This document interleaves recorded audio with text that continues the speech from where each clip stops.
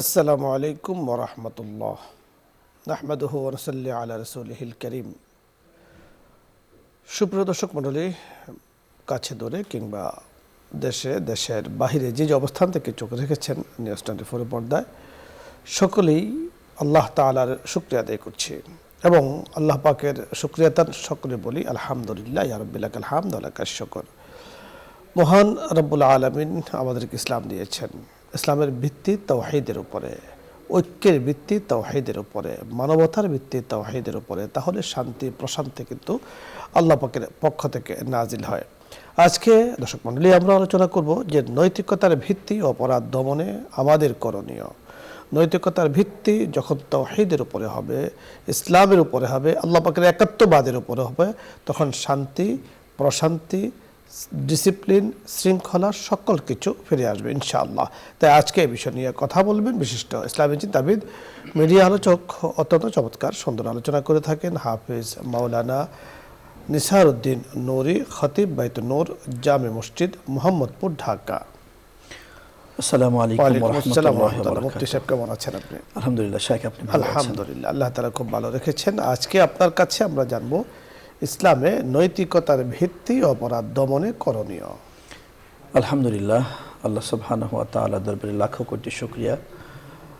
আপনাকে মোবারকবাদ একটি চমৎকার বিষয় নেওয়ার জন্য। নৈতিকতার ভিত্তি হলো কোরআন এবং সুন্নাহ। নবীজি মুহাম্মদুর রাসূলুল্লাহ সাল্লাল্লাহু আলাইহি ওয়াসাল্লাম যখন ইসলামের ব্যাপক প্রচার প্রসার ঘটিয়েছিলেন, তখন আল্লাহ পাকের কোরআনের একটি আয়াত আল্লাহ সুবহানাহু ওয়া তাআলা নাজিল করেছেন। আল্লাহ বলছেন, ওয়া মান ইয়াত্তাবি' গায়রাল ইসলামি দীনান ফালান ইউকবালা মিন। ইসলাম এটাকে যখন মানুষ কোরআন আর সুন্নাহকে, শরিয়াকে যখন মানুষ আঁকড়ে ধরবে, তখন নৈতিকতার ভিত মজবুত হবে। আর যখনই মানুষ কোরআন সুন্নাহ ইসলামের নীতি নৈতিকতা নিয়মগুলোকে ছেড়ে দিবে, তখনই অবক্ষয় হবে, তখনই অপরাধ বেড়ে যাবে। আর ওই অপরাধ থেকে মানুষদেরকে ফিরিয়ে আনার জন্য নবীজি মুহাম্মদুর রাসূলুল্লাহ সাল্লাল্লাহু আলাইহি ওয়াসাল্লাম আইন প্রণয়ন করেছেন। কোরআন সুন্নাহ ভিত্তিক যে বিচার ব্যবস্থা, যখনই নীতি অনুযায়ী ইনসাফ ভিত্তিক বিচার ব্যবস্থা কায়েম হবে, তখন সমস্ত অপরাধগুলো দূর হয়ে যাবে। আমরা সূরা নিসার 31 নম্বর যে আয়াতটা, এই আয়াতটা আমরা কোট করতে পারি শাইখ। এখানে আল্লাহ সুবহানাহু ওয়া তাআলা বলছেন, ইন তাজতানিবু কাবায়রা মা তুনহাউনা আনহু নুকাফির আনকুম সাইয়্যাতিকুম ওয়া নুদখিলকুম মুদখালান কারীমা। রব আহকামুল হাকিমিন, তিনি আমাদেরকে নীতি নৈতিকতার ভিত্তি মজবুত করার জন্য আল্লাহ বলছেন, ইন তাজতানিবু কাবায়র। আল্লাহ বলছেন কবিরা গুনাহগুলো, অপরাধগুলো, মিথ্যা, নামাজ ত্যাগকারী, কুফরি, শিরকি, জেনা, বেবিচার, সুদ, ঘুষ, এই যত অপরাধ, মানুষের হক বিনষ্ট করা যত অপরাধ রয়েছে, তোমরা এগুলো ছেড়ে দাও। ইনতাজতানিবু কাবায়ের, তোমরা যদি এই কাবায়ের কবিরা গুনাহগুলো ছেড়ে দাও, আল্লাহ বলছেন, তাহলে তোমাদের ভুল ত্রুটি যা আছে, অর্থাৎ সগীরা গুনাহ, ছোট গুনাহ যা আছে, তাফসিরে ইবনে কাসিরে লিখেছেন এই ভুল ত্রুটি ছোট গুনাহ, যে আমাদের ছোট ছোট গুনাহ হয়ে থাকে, হাতের গুনাহ, চোখের গুনাহ, মস্তিষ্কের গুনাহ, আল্লাহ বলছেন বড় গুনাহ থেকে বেঁচে থাকো, ছোট গুনাহ তোমাদের মাফ করা হবে। ওয়ানুদখিলকুম মুদখালান কারীমা, আল্লাহ বলছেন আর তোমাদেরকে সম্মানজনক আসন, খুবই মর্যাদা সম্পন্ন আলিশান আসন কিয়ামতের ময়দানে আল্লাহ সুবহানাহু ওয়া তাআলা তোমাদেরকে দান করবেন। তো আমরা যদি এই নীতি নৈতিকতার ভিত্তির দিকে আমরা আরো কিছু আয়াত আমরা কোট করতে পারি। সূরা বাকারার প্রথম দিকে আল্লাহ বলছেন, যালিকাল কিতাব লা রাইবা ফি, নিঃসন্দেহে একদম ত্রুটিমুক্ত সন্দেহাতীতভাবে তোমরা কোরআনকে আঁকড়ে ধরতে পারো। আর এই আঁকড়ে ধরার পরে আল্লাহ বলছেন, এ কোরআন তোমরা সন্দেহাতীতভাবে আঁকড়ে ধরো আর কোরআনকে তোমরা মান্য করার চেষ্টা করো।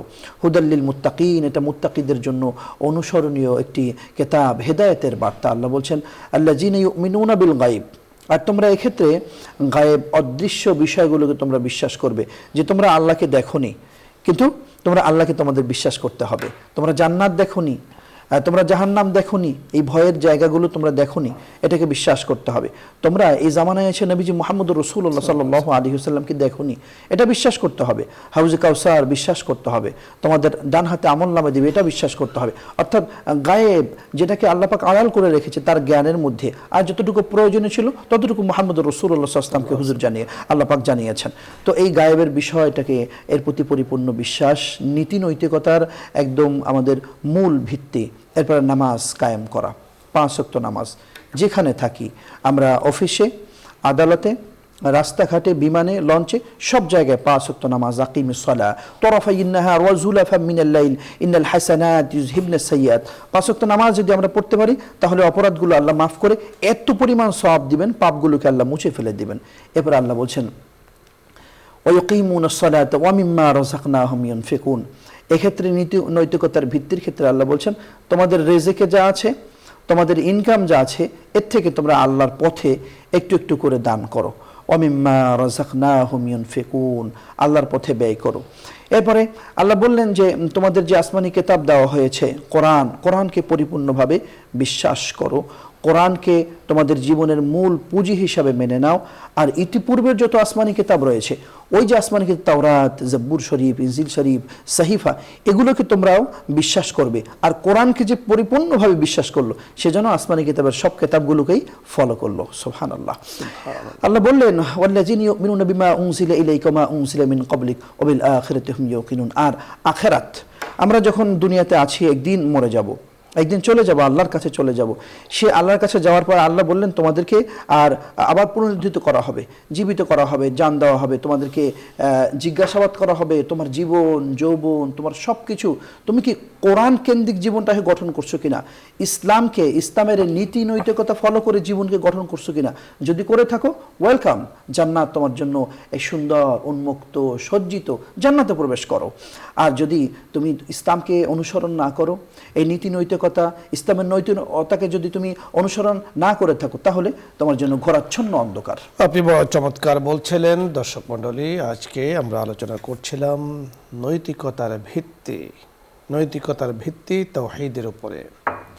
নীতি নৈতিকতার ভিত্তি যখন তাওহীদের উপরে হবে, তখন ব্যক্তি জীবন, পারিবারিক জীবন, সামাজিক জীবন, রাষ্ট্রীয় জীবন থেকে অপরাধ চলে যাবে।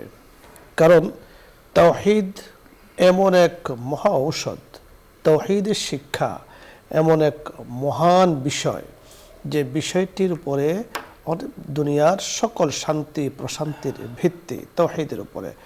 তাওহীদ ভিত্তিক সমাজ, আল্লাহ পাকের একাত্মবাদকে প্রতিষ্ঠা করার, আল্লাহ পাকের একাত্মবাদের উপরে ভিত্তি করে যখন একটি রাষ্ট্র, একটি সমাজ, একটি ব্যক্তি, একটি পরিবার চলে, তো আল্লাহ তাআলা এখানে শান্তি দ্বারা ভরপুর করে দেন। জন্য তাওহীদি জিন্দেগি ধারণ করা অত্যন্ত সুখকর, অত্যন্ত শান্তিময় এক জীবন। যেই সমাজে, যে দেশে তাওহীদের শিক্ষা আছে, তাওহীদের উপর অটলতা, অবিচলতা আছে, সেই সমাজে অপরাধ হয় না, অশ্লীলতা হয় না, জেনা ব্যভিচার হয় না, অন্যায় হয় না, বৈষম্যতা দূরীভূত হয়, বৈষম্যহীন সমাজ মানুষ কিন্তু উপহার পায়। দর্শক মণ্ডলী, আমরা আজকে নীতি নৈতিকতার ভিত্তি তাওহীদের শিক্ষা নিয়ে কথা বলছিলাম। তাই তো আল্লাহ রাব্বুল কারীম আমাদেরকে বলে দিয়েছেন, বলো কুল হু আল্লাহু আহাদ আল্লাহুস সামাদ লাম ইয়ালিদ ওয়া লাম ইউলাদ ওয়া লাম ইয়াকুল লাহু কুফুয়ান আহাদ। আমরা সূরাতুল ইখলাসে দেখি তাওহীদের উপরে ভিত্তি, তাওহীদের পরিচয় দেওয়া হয়েছে, আল্লাহ পাকের পরিচয় দেওয়া হয়েছে। এবং এই সূরার ফজিলত বলা হয়েছে যে পবিত্র কোরআনের 3 ভাগের 1 ভাগ, অর্থাৎ কেউ যদি 3 বার সূরাতুল ইখলাস তেলাওয়াত করে ইখলাসের সাথে, তো আল্লাহ পাক তাকে 1 খতম কোরআন কারীম তেলাওয়াতের সওয়াব দান করবেন। সুবহানাল্লাহ। দর্শক মণ্ডলী, আজকের বিষয় আমরা বোঝার চেষ্টা করি, আমল করার চেষ্টা করি। আলোচ্য বিষয় নিয়ে অথবা ইসলামের কোনো মাসলা মাসাইল নিয়ে যদি আপনার কোনো কিছু জানার থাকে, আপনি প্রশ্ন করতে পারেন, আমরা চেষ্টা করব কথা বলার জন্য। প্রথমে যিনি আছেন, আসসালামু আলাইকুম ওয়া রাহমাতুল্লাহ।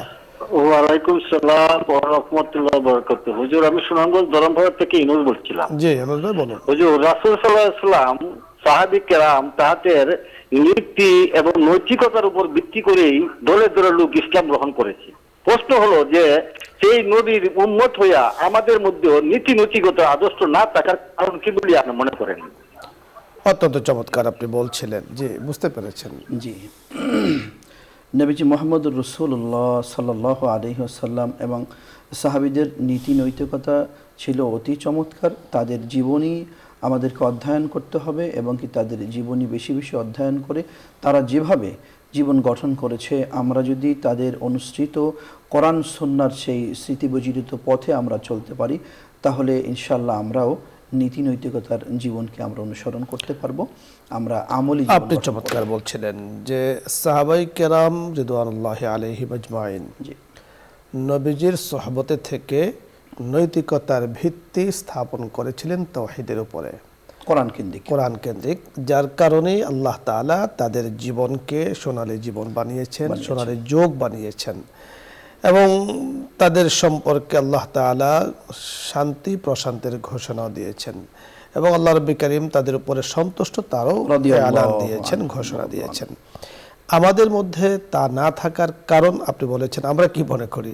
আমরা আসলে আমাদের মনে করার কিছু না, তৎকালীন আমরা কোরআন চর্চার যে বিমুখতা এটা উল্লেখ করতে পারি। তৎকালীন জামানায় কাফির মুশরিকরা যা মনে করতো আমরা তাই মনে করি, অর্থাৎ অহংকার পতনের মূল আমরা দেখেছি। তাওহীদের শিক্ষা থেকে মানুষদেরকে দূরে সরিয়ে রাখে, নীতি নৈতিকতা থেকে মানুষদেরকে দূরে সরিয়ে রাখে, ইনসাফ থেকে দূরে সরিয়ে রাখে, ইনসাফ থেকে দূরে সরিয়ে রাখে অহংকার। জি স্যার। অহংকার এমন এক বিষয় যে বিষয়টা যেমন ঘুণে কাঠকে একদম খেয়ে ফেলে, ঠিক অহংকারকে একজন মানুষের ঈমানকে, আমালকে, জীবনকে, সুন্দর অর্জনকে কিন্তু নষ্ট করে দেয়। আপনি দেখেছেন যে কাফির মুশরিকরাও অহংকার বশত তারা জানতো আল্লাহ রাসূল যা বলেছেন লা ইলাহা ইল্লাল্লাহ সত্য সঠিক, কিন্তু অহংকারের কারণে নিজেদের নেতৃত্ব চলে যাবে, এই কারণে কিন্তু তারা মানতে পারে, আসন চলে যাবে, এই কারণে কিন্তু তারা মানতে পারে। তা আমরা তাই মনে করি।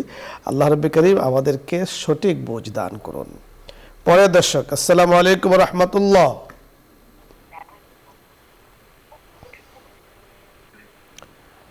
দর্শক শুনতে পেয়েছেন? জি, প্রশ্ন করুন। জানতে চাইছি যে ইয়াসিন সূরার প্রথম পৃষ্ঠারে যে সাদ্দা অমিন খালফিন সাদ্দা, এটা কি সাদ্দান না সাদ্দা? সাদ্দাউ ওয়া মিন খালফিহিম সাদ্দান, প্রথম সাদ্দাউ ওয়া মিন খালফিহিম সাদ্দান ফাআগশাইনাহুম। জি সাদ্দান, জি ধন্যবাদ। পরের দর্শক, আসসালামু আলাইকুম। দর্শক শুনতে পেয়েছেন? প্রশ্ন বলুন। আসসালামু আলাইকুম। ওয়া আলাইকুম আসসালাম ওয়া রাহমাতুল্লাহ।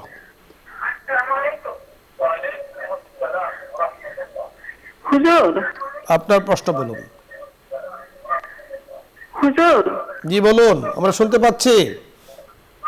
আচ্ছা, আমার বিয়ের দিনে আমার মা মারা যায়। ইন্না লিল্লাহি ওয়া ইন্না ইলাইহি রাজিউন। জি। তারপরে ওখানে 2 মাস ছিলাম, 40 বের হওয়ার পরে আসে 2টা বাচ্চা হওয়ার পর আমার স্বামী মারা যায়। কিন্তু আমার খালি ভুল যায়, বুঝছেন, ইবাদতে বসে খালি নামাজ ভুল যায়, কি করবো কোন তো? জি ধন্যবাদ আপনাকে, ধৈর্য ধারণ করতে, বুঝতে পেরেছি। জি আমার বোনকে আমি বলবো, এটা হলো আপনার ফ্রাস্ট্রেশন, একটি অনেক চিন্তা, হতাশার মধ্যে আপনি আছেন। এক তো আপনার মা মারা গিয়েছে, আবার আপনার হাজবেন্ড চলে গিয়েছে, সব কিছু নিয়ে আপনি অনেক চিন্তার মধ্যে থাকেন। এজন্য এটা হয়, আপনি বেশি বেশি দুরূদ শরীফের আমল করবেন, তাওবা করবেন, আপনার এই চিন্তাগুলো, ফ্রাস্ট্রেশন, হতাশা দূরীভূত হবে। আস্তাগফিরুল্লাহাল্লাযী লা ইলাহা ইল্লা হুয়াল হাইয়ুল কাইয়্যুম ওয়া আতুবু ইলাইহি লা হাওলা ওয়ালা কুওয়াতা ইল্লা বিল্লাহ। আর দুরূদ মুহাম্মদ যেটা আছে, এটা আপনি দুরূদ ইব্রাহিম যেটা আছে, আমরা আল্লাহুম্মা সাল্লি আলা মুহাম্মদ ওয়া আলা আলি মুহাম্মদ কামা সাল্লাইতা আলা ইব্রাহিম ওয়া আলা আলি ইব্রাহিম ইন্নাকা হামিদুম মাজিদ। আল্লাহুম্মা বারিক আলা মুহাম্মদ ওয়া আলা আলি মুহাম্মদ কামা বারাকতা আলা ইব্রাহিম ওয়া আলা আলি ইব্রাহিম ইন্নাকা হামিদুম মাজিদ। এই দুটি আমল আপনি করবেন, ইনশাআল্লাহ আপনার হতাশা দূর হবে ইনশাআল্লাহ। চমৎকার। হতাশা আসার কারণও রহিত করতে হবে। আপনার হতাশা আসার কারণ, বিবাহের দিন আম্মাজান ইন্তেকাল করেছেন, 2 বছর পরে স্বামী ইন্তেকাল করেছেন, তা আপনি ভাবছেন যে কি যেন কি হলো, আসলে এটা নিয়ে ভাবার কিছু হ্যাঁ, নেই। কিছুই নেই। অতীত নিয়ে ভাবলে মানুষকে পেছনে সরিয়ে দেয়। আল্লাহ আপনার পাকের সিদ্ধান্ত। সুন্দর জীবন রয়েছে, আপনি সেটা কিন্তু মনে রাখবেন আল্লাহ পাকের ফয়সালা আপনার জন্য, আমার জন্য সকল কিছু খায়ের। স্বামী চলে যাওয়া, মা চলে যাওয়া আপনার আমার হাতে নয়, আল্লাহ পাকের আল্লাহ হাতে। পাকের ইচ্ছা। তিনি যেটা ভালো মনে করছেন সেটাই করেছেন, আপনি তার ফয়সালার উপরে নিজেকে সন্তুষ্ট রাখেন, ইনশাআল্লাহ আল্লাহ পাক আপনার জন্য খায়ের ফয়সালা করবেন। পরের দর্শক, আসসালামু আলাইকুম।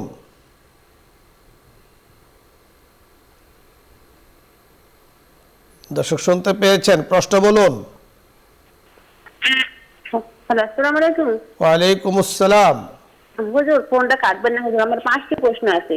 বলুন। হুজুর, হুজুর আমরা হচ্ছে যে হাত মোজা পরি, বোরকা পরার পর হাত মোজা পরি, হাত মোজা পরার পরে নিচে আংটি থাকে, আংটি চুড়ি মেয়েরা পরে, যে হাত মোজার উপরে নিচে আংটি চুড়ি করতে হবে হুজুর? অনেক আংটিতে আবার ডিজাইন করা থাকে, এটা মানে হাত মোজা পরার আচ্ছা, মানে দ্বিতীয় নিচে প্রশ্ন। পড়তে হবে হুজুর? যে দ্বিতীয় প্রশ্ন চুড়ি, বলুন। আংটি এগুলা।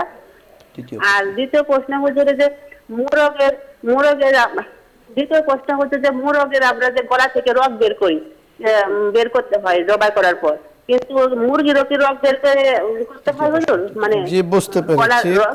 3 আর নম্বর তৃতীয় প্রশ্ন নম্বর বলুন। প্রশ্ন হুজুর, আমরা যে স্বামীর সঙ্গে হয়তো মানুষ বলে যে স্বামীর সঙ্গে চোখ রাঙা কথা বললে এবাদত নষ্ট হয়ে যায়, মানে মানে এরকম ভাবে, কিন্তু স্বামী যদি মনে না করে, যে ও মানে মনে করে না যে ও মানে পাগলের মতো কি বলছে, আমি তোমার কথা মনে করিনি, মাফ করে দে, তাহলে কি পাপ হবে? ধন্যবাদ। 4 নম্বর প্রশ্ন বলুন। আর একটা প্রশ্ন আছে হুজুর, আর হচ্ছে একজন হচ্ছে মানে ভালো কাজে মনে থাকছে না, ভালো কাজ করতে ধরো তালিমে যাওয়ার ডেট আছে কি, মানে ভালো কাজ করতে মনে থাকছে না, আর কিন্তু সংসারে সব কাজে সে করছে, এটা কি কারণে হচ্ছে হুজুর?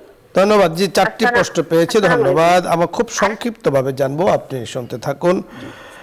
হাতের আংটির বিষয়টি বুঝতে পেরেছেন। বোনের কাছে যেটা বলবো, আপনি যদি হাত মোজা পরেন আলহামদুলিল্লাহ, তবে এই আংটি এটা সৌন্দর্য স্বামীর জন্য, এটা আপনি বাহিরে বের হওয়ার জন্য হাত মোজার উপরে পরার প্রশ্নই জায়গা না, ধন্যবাদ। এটা আপনি পর্দা করবেন। হ্যাঁ, আরেকটি প্রশ্ন করেছেন, মুরগি বা মোরগের গলা কাটা। রগগুলো বের করবেন, এটা বের মুরগি করে- হোক, মোরগ হোক, সকল হ্যাঁ, কিছু এটা আপনি বের করবেন। স্বামী, আপনি চোখ রাঙিয়ে কথা বলেছেন, স্বামী সেটাকে না, কিছু মনে স্বামী করছেন কিন্তু না। আর রিজাল কওয়ামুনা আলান নিসা, নারীদেরকে পরিচালনা করে পুরুষ, অবশ্যই সে আপনার মুরব্বী, তার সামনে আপনার চোখ রাঙিয়ে কথা বলবেন না। সে যদি একটু বদমেজাজি হয়েও থাকে অথবা অন্য কোনো আচরণ করে, আপনি তাকে ভালোবাসা আগলে ধন্যবাদ। রেখে আপনি তাকে সুন্দর জীবনযাপনের দিকে সুন্দর ধাবিত বলেছেন। করবেন।